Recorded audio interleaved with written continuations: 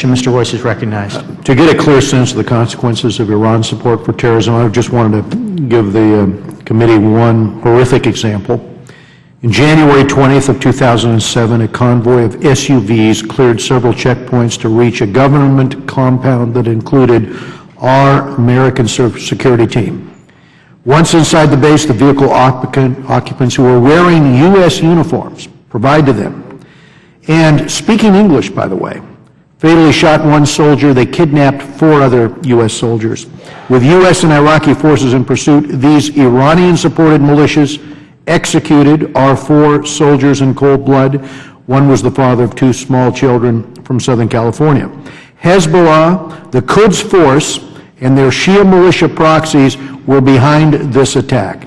And shortly after, U.S. forces apprehended Ali Musa Dakduk, senior Hezbollah operative who, together with the IRGC, masterminded that particular attack. Unfortunately, the current administration did not retain custody of this individual, and an Iraqi court released him in 2012. And the point is this: there are many amongst the IRGC who have had to operate under the restrictions that sanctions have placed on them, and that sanctions are being lifted. But they remain committed to harming the U.S. And I don't take their chance of death to America as an idle threat. As part of the nuclear agreement, the Obama administration is committed to bringing the Central Bank of Iran and a number of major Iranian financial institutions back into the global financial system, a financial system that's much different today than the one that Iran knew in 2012. Between the increase of cryptocurrencies and the increase in the use of non-banks, our vulnerabilities to Iran's terror finance apparatus have increased.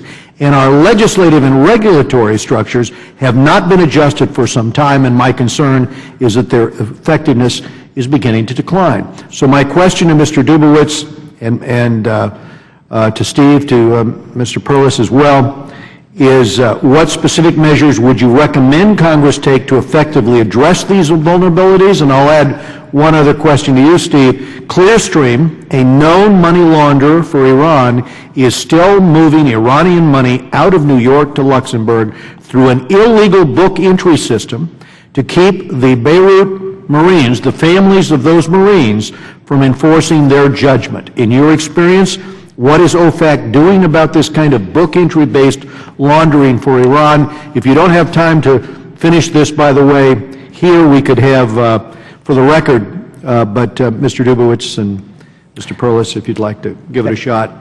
Thank you, Chairman Royce. You're exactly right. Europe is going to become a Revolutionary Guard's economic free zone. The Europeans are lifting sanctions on the Revolutionary Guards and the Quds Force. Iran's Revolutionary Guards and Quds Force can now operate much more freely in Europe. What would I do? First, Congress should require that the IRGC be designated as a foreign terrorist organization. It should also be designated under Executive Order 13224 for directing and supporting international terrorism. The IRGC is only designated for proliferation purposes under U.S. law. Second, as I mentioned earlier, Chairman Royce, this task force and Congress should require Under Secretary Adam Zubin to present a rehabilitation program to you with specific benchmarks to explain how these financial institutions, including the CBI, will be rehabilitated, and to demonstrate to you that they're no longer engaged in a full range of illicit financing. Thank you, Mark. Steve? Thank you, sir. Let me start by saying that the Karbala attack that you referred to in Iraq is one of my cases, and I promise you, sir, I will see that case through to the end. I take the Department of Defense issued POW medals to each of these servicemen, and of course, they were presented to their families.